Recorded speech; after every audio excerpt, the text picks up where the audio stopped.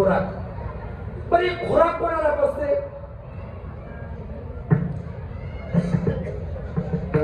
कोणाला पोचायचं का? कोणाला बसते खुराक? पैलवानाला. ही सगळी खुराक आहे. हे खुराक कोणाला बसते? मान्य आहे तुम्हाला पैलवानाला? मग चला 95 वर्षाच्या पैलवानाला खायला देऊ. काजू बदाम खुराकच आहे. काजू बदाम आरोग्याला चांगलेच आहे, पण काजू बदाम पचवायला खाली खाणारा पैलवान लागतो.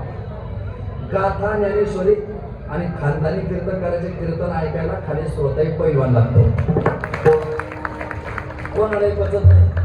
मुरमुरे तर कोणालाही पचतात, पण खुराक पचायला खानदानीच पैलवान लागतो आणि खानदानी कीर्तन पचायला खाली श्रोताही तेवढ्या ताकदीचा लागतो.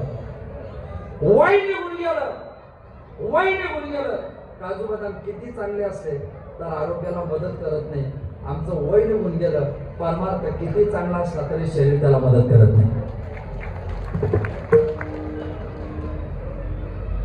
आयुष्याचे सूत्र बिघडता उमटे भूताची खाडारता. ते उठतात, साथ देत नाही. किती दिवस आहे तुमचं माझं जीवन? समजून घ्या. योग्य वयात योग्य निर्णय घ्या. परिमळ गेलिया ओस फुलं देठी. आयुष्या शेवटी देह तैसा.